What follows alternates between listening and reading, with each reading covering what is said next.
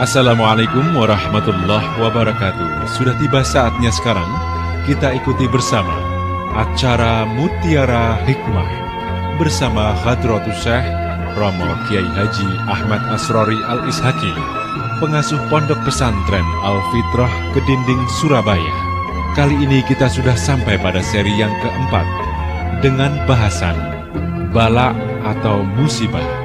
Selamat mengikuti.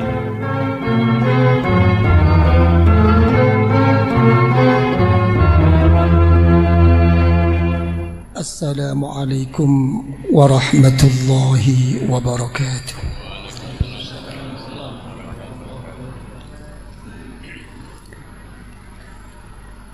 Alhamdulillahi wahdah,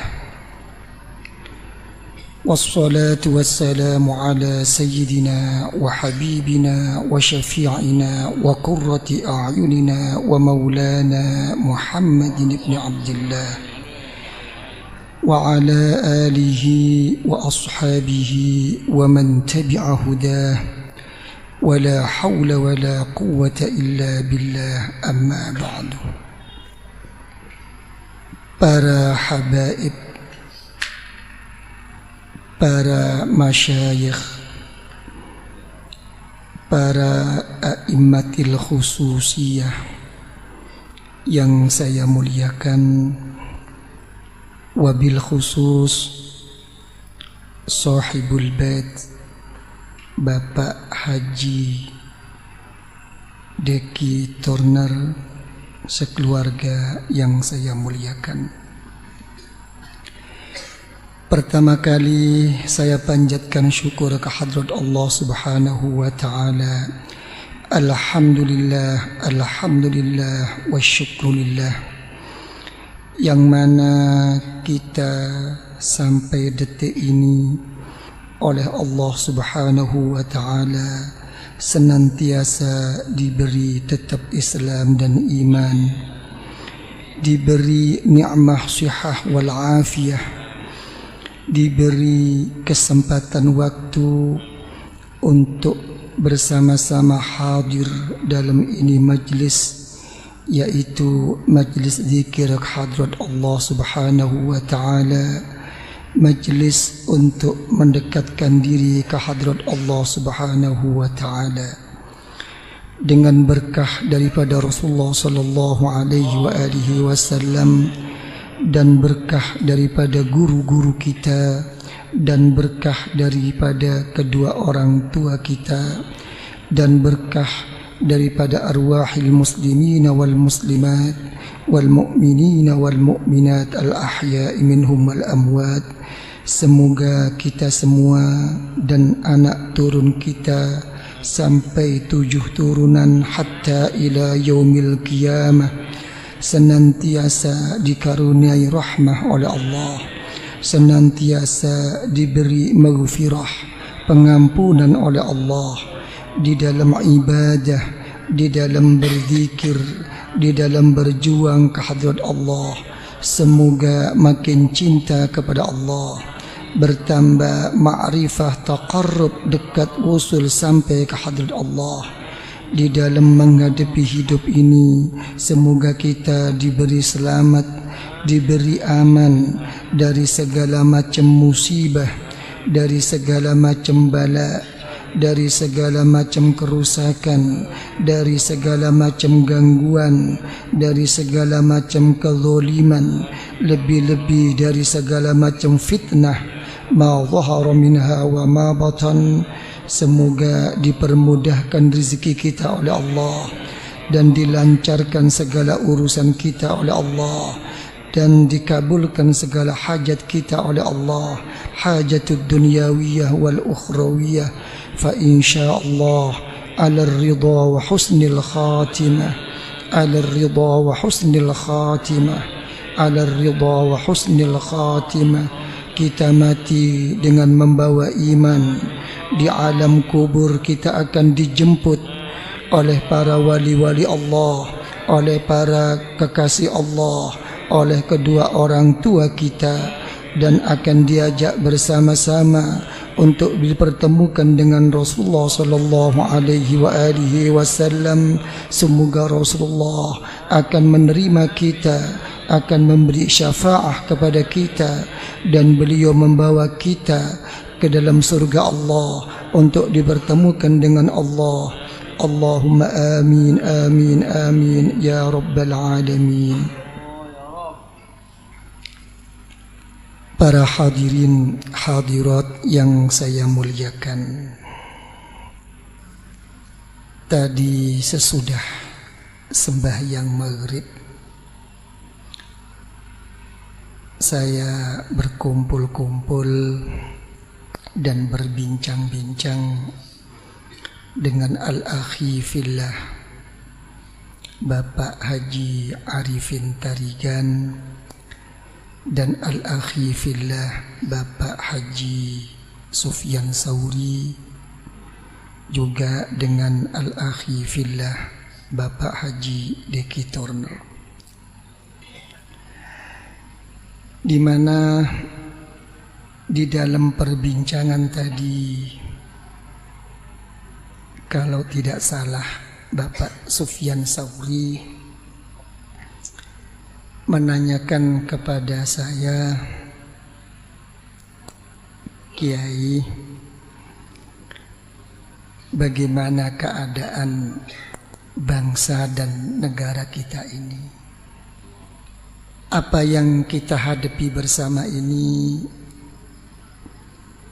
merupakan suatu murka atau siksa dari Allah Subhanahu wa ta'ala.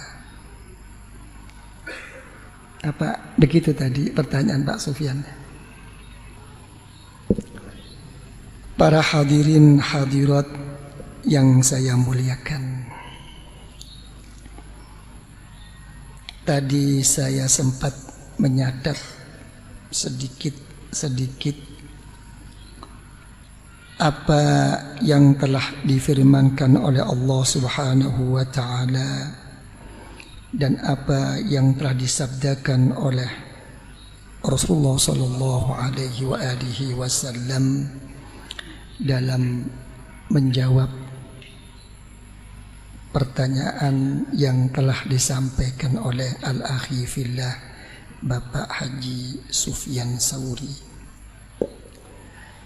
Para hadirin hadirat yang saya muliakan, di dalam kita menghadapi suatu musibah atau menghadapi suatu bencana, atau menghadapi menerima sesuatu yang tidak kita kehendaki, untuk mengukur itu semua apakah akan menjadikan kita makin dekat, makin mulia di sisi Allah, atau itu merupakan suatu ujian daripada Allah, atau itu merupakan suatu siksa dari sisi Allah. Sebetulnya semua ini adalah merupakan syirrun min asrarillah, merupakan suatu rahasia daripada rahasia Allah. Untuk menjadikan semua itu suatu yang makin dekat dan mulia di sisi Allah, atau merupakan ujian daripada Allah, atau bahkan merupakan siksa daripada Allah, itu sebenarnya kita sendiri yang bisa menjawabnya. Bagaimana kita dalam menerima ini dikembalikan kepada Allah Subhanahu wa ta'ala. Kenapa kok sampai begini? Sudah. Jadi karena semua ini tidak bisa bersyukur. Jadi kalau gitu, satu, ingin rezekinya lapang. Nomor dua, cukup. Kalau sudah cukup, nomor tiga, orang itu ingin apa? Ingin semua keinginannya diberi oleh Allah. Ya. Nomor 4, ingin diampuni dosanya. Nomor 5, ingin apa? Ingin diterima tobat. Sudah ingin itu? Sudah? Ya, 5. Cukup? Cukup? Ya. Semua ini dijawab oleh Allah dalam Al-Quranul Karim. Tidak pasti. Silahkan. Ya. Pak Roy, Pak Diki, Habib nangis-nangis. Ya, ingin rezeki kepada Allah. Ya Allah, ya Allah, ya Allah. Senangis-nangis bagaimanapun dijawab oleh Allah dalam Al-Quranul Karim. Yarzuqu may yasha' bighairi hisab. Kata Allah, masih nunggu saya. Kalau saya mau saya kasih, kalau enggak tidak. Mau apa? Nangis nanti malam, jungkir balik. Ya Allah, ya Allah, ya Allah. Ya. Mau kaya, dijawab oleh Allah, fasaufa yughnikumullahu min fadli insya'a. Kata Allah, iya, akan aku beri kaya, kata Allah, kalau aku mau. Silakan Pak Roy, mau kaya, kayak Lim Siliong. Belum tentu. Pokoknya saya ingin terkabulkan segala permohonan saya, dijawab oleh Allah, fayakshifu ma tad'una ilai insya'a. Kalau saya mau. Mohon ampun kepada Allah, dijawab oleh Allah, wa yaghfiru ma duna dzalika liman yasha. Kalau aku mau mengampuni. Mau bertobat, dijawab oleh Allah, wa yatubu ala may yasha. Semuanya belum pasti. Yang pasti cuma satu saja. La in syakartum, syukur. Jadi semua ini, kalau gitu orang-orang sekarang ini sampai kejadian seperti ini karena apa? Karena pemimpin-pemimpin kita ini dan konglomerat kita ini tamak dan karena tidak bersyukur. Kok sampai rame begini Yai? Kok sampai timbul macam-macam disiksa? Ini sudah bukan merupakan ujian, bukan merupakan musibah lagi ini Kiai. Apa? Ini merupakan siksa. Benar kalau Anda mau mengatakan seperti itu. Kenapa? Karena kata Allah dalam Al-Quran Al-Karim, ma yaf'alullah bi'adzabikum in syakartum wa amantum. Allah Ta'ala tidak akan menyiksa kamu kalau kamu beriman kepada Allah. Kalau sudah beriman dalam menghadapi hidup dan kehidupanmu, kamu mau bersyukur kepada Allah. Ini permasalahannya. Oke, you understand? Ya. Jadi jangan berharap, ya apa itu orde lama, apa itu orde baru. Sekarang orde apa ini? Hah? Apa orde apa? Yang direformasi itu siapa? Mau reformasi keadaan, mau reformasi orang lain, dirinya sendiri nggak direformasi. Hah? Nggak ada bedanya. Nggak perlu orde. Ya, kalau masih kena penyakit tidak bisa bersyukur dan tamak rakus, membentuk kroni-kroni sendiri, tetap akan kembali seperti ini. Ini sudah dari Allah, bukan dari kita. Ya, siapapun pemimpin kita. Nah, jadi dikembalikan lagi apa? Bersyukur. Kira-kira Pak Roy bisa bersyukur apa enggak? Hah? Jangan barangkali. Mulai kecil sudah makan nikmat Allah, kok baru barangkali. Yang benar aja loh. Hah? Main spekulasi ini. Coba gimana kalau bersyukur? Ya. Tadi dijawab ma fa'alallahu bi'adzabikum in syakartum wa amantum. Allah Ta'ala tidak akan menyiksa kamu kalau kamu beriman kepada Allah dan bersyukur kepada Allah. Gimana? Hah? Susah? Belum bisa bersyukur? Kenapa kok kita itu belum bisa mengakui bersyukur kepada Allah?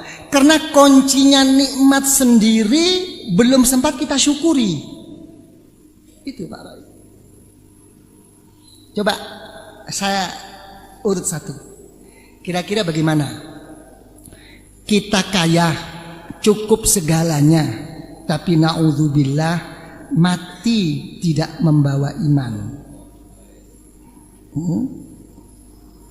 Kita tidak punya apa-apa, tapi mati membawa iman. Memilih mana?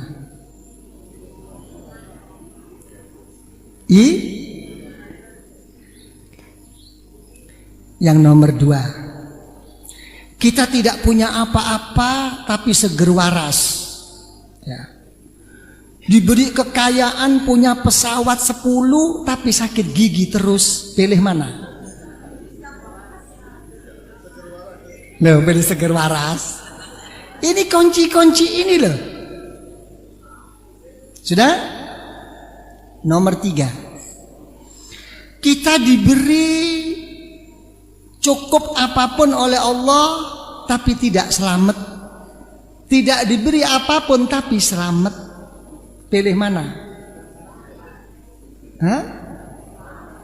Jangan diketawakan, ini kuncinya syukur.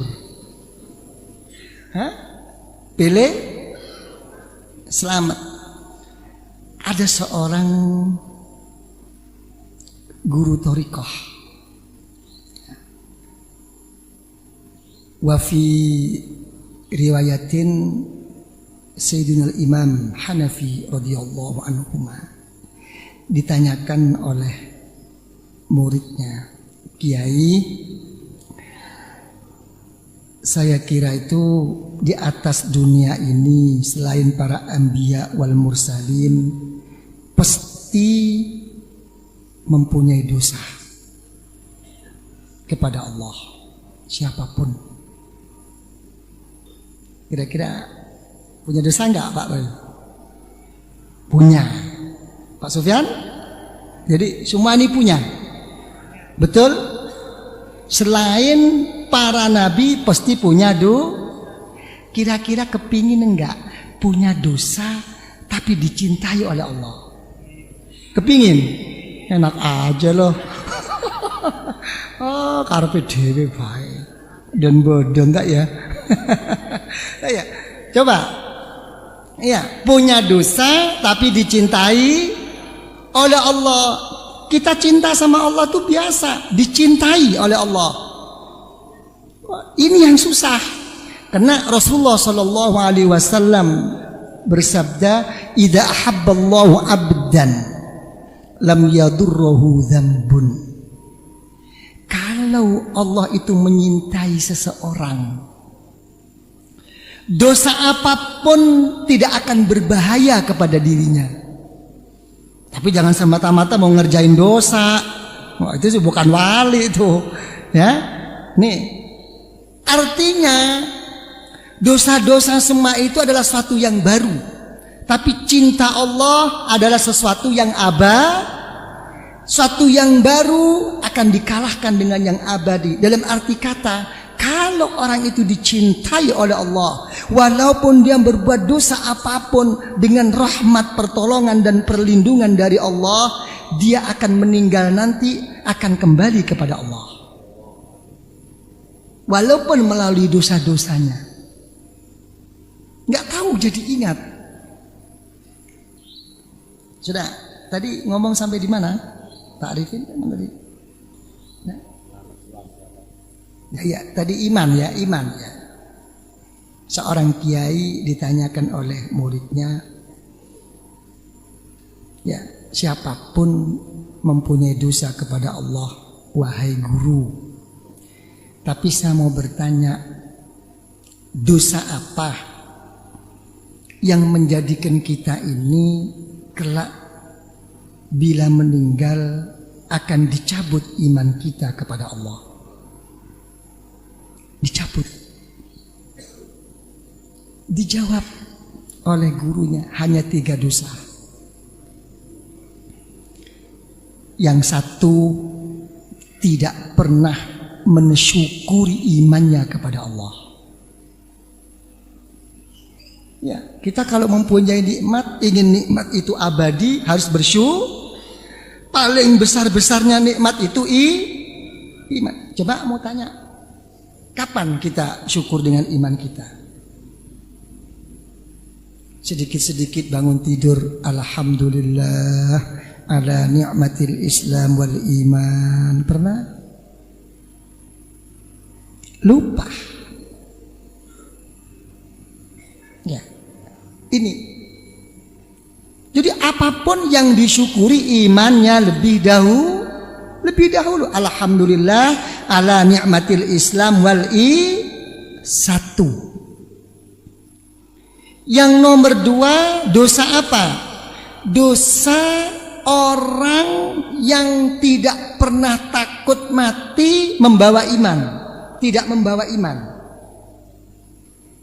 Kalau ditanyakan omong-omongan, kamu takut nggak mati tidak membawa iman? Takut, ngomong-ngomongan, tapi kenyataannya tidak takut mati tidak membawa iman. Apa buktinya? Sombong dengan ilmunya, merasa cukup dengan ibadah zikir perjuangannya. Tidak takut tidak diterima oleh Allah. Begitu udah sembahyang sudah begini cukup. Kalau sembahyang nunduk, habis sembahyang istighfar, wirid, zikir, kurang begitu semangat.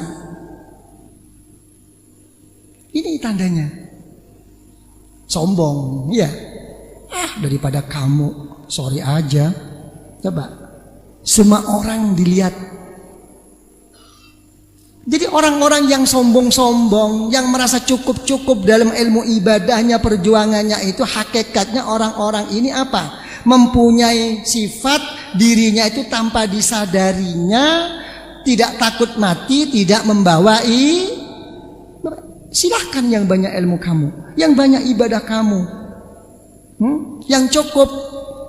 Tapi jawab, pastikah kamu mati kelak membawa iman? Tidak bisa menjawab. Nomor 3, yang menjadikan orang mati tidak membawa iman, na'udzubillah, orang yang terlalu banyak berbuat zalim terhadap sesamanya. Ini hati-hati para pemimpin-pemimpin tidak sadar. Ya, jangan mutar-mutar balik. Silahkan berputar-putar pikiran, silahkan berputar-putar berputar-putar ilmu, berputar-putar lidah, tapi tetap gerak hati tidak akan bisa dibohongi. Ya, ini sekarang ini cocok ini katakan Rasulullah Shallallahu Alaihi Wasallam, inna akhwafa ma akhafu ala ummati alimun munafikun. Yang lebih saya takutkan yang menimpa kepada umat saya di akhir zaman ini, kata Rasulullah, seorang alim tapi munafik. Alim lisannya, alim pemikirannya, alim di dalam semua ilmiahnya, tapi munafik di dalam hatinya. Tidak ada kejujuran, tidak ada rasa kasih sayang terhadap umatnya, hanya mengikuti kepentingannya.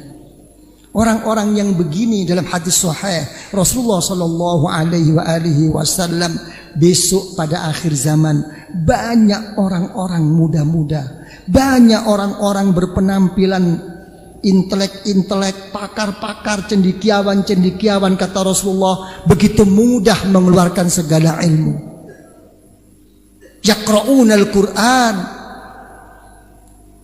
Tapi apa kata Rasulullah? Iman mereka tidak sampai sedalam tengkuknya. Begitu mereka menghadapi suatu ujian daripada Allah, tidak tercapai semua cita-citanya, tidak tercapai semua perjuangannya, menghadapi suatu apapun, ya, mengatasnamakan ini, tidak menerima hatinya atas takdir Allah. Apa kata Rasulullah? Imannya dalam keluar dari hatinya lebih cepat daripada keluarnya busur. Ngomel mereka. Dzalika bi annahum karihu bima anzalallah fa ahbata a'malahum, kata Allah. Mereka yang mudah tidak menerima atas takdir Allah. Tidak menerima atas perjuangannya yang tidak berhasil, akan dihapus sebuah amal ibadah dan perjuangannya. Ini suatu nas Al-Quran.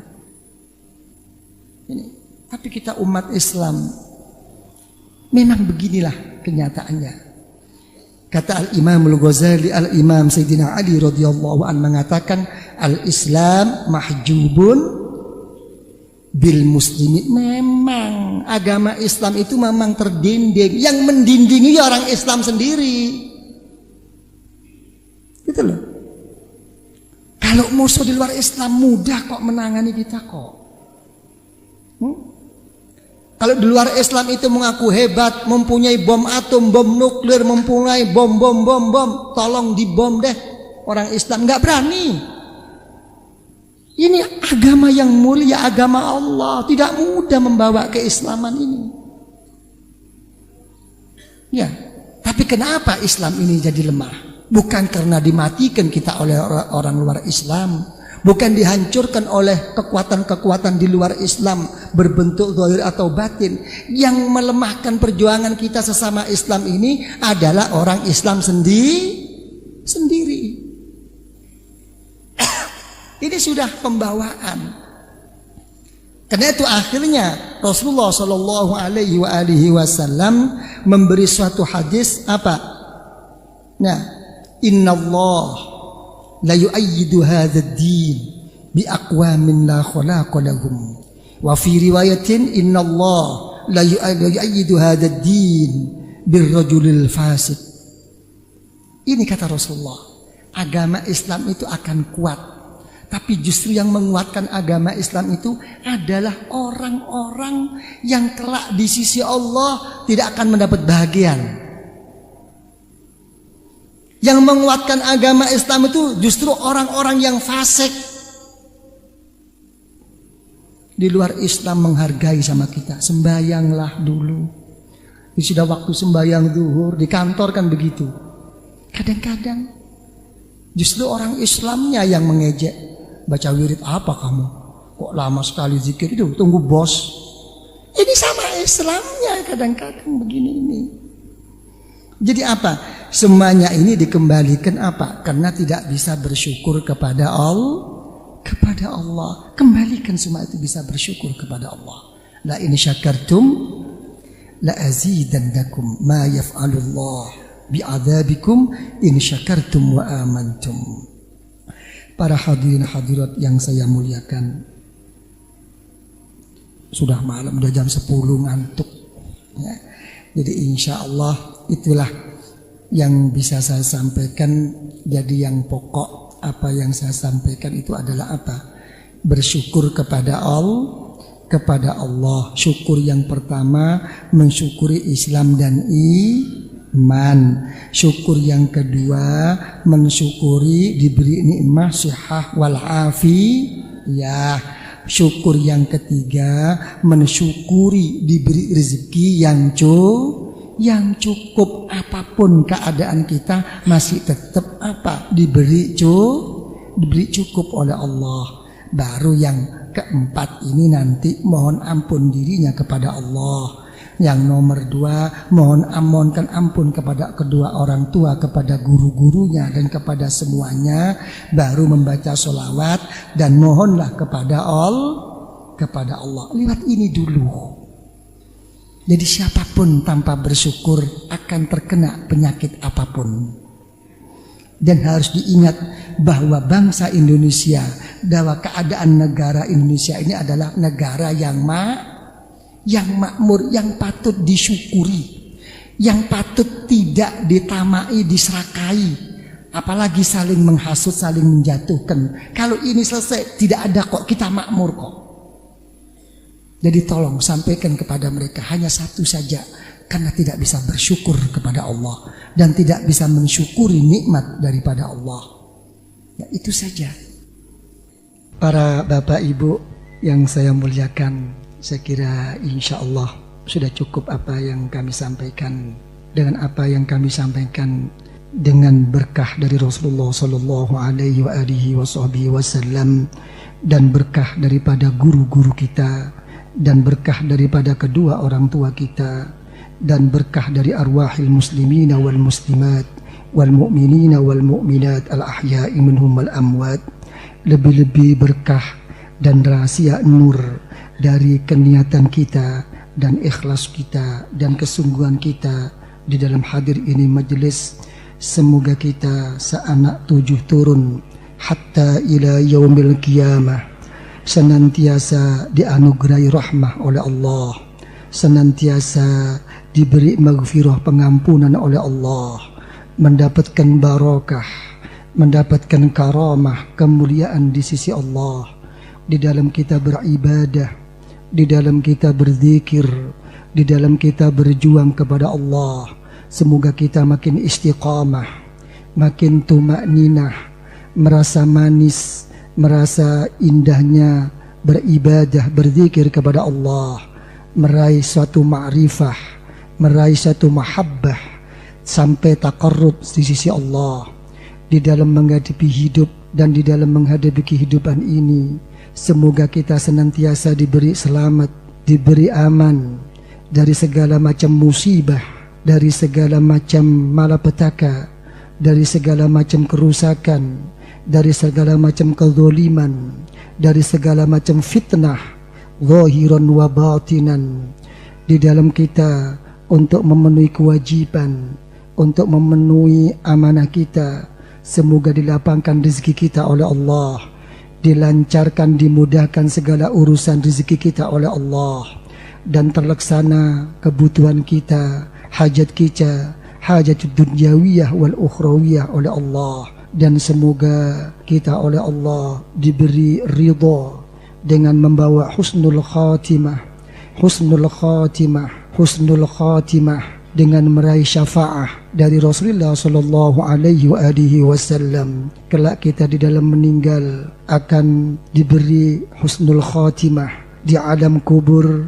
Kita akan dijemput oleh wali-wali Allah, oleh hamba-hamba Allah yang saleh, oleh kedua orang tua kita, dan kita akan diajaknya untuk bertemu dengan Rasulullah, dan di situ Rasulullah akan menerima kita semua dengan syafaahnya, dengan syafaahnya, dengan syafaahnya, dan Rasulullah akan mau membawa kita, membimbing kita ke hariban Allah di dalam surga Allah. Rabbana zalamna anfusana wa illam taghfir lana wa tarhamna ya Allah lanakunul khasirin. Rabbana hab lana min azwajina wa dhurriyyatina qurrata a'yun qurrata a'yun qurrata a'yun waj'alna lil muttaqina imama. Rabbana la tuzigh qulubana ba'da idh hadaytana wa hab lana min ladunka rahmah innaka antal wahhab wafrigh 'alaina sabra wa tawaffana muslimin. Rabbana atina fid dunya hasanah wa fil akhirati hasanah wa qina 'adzaban nar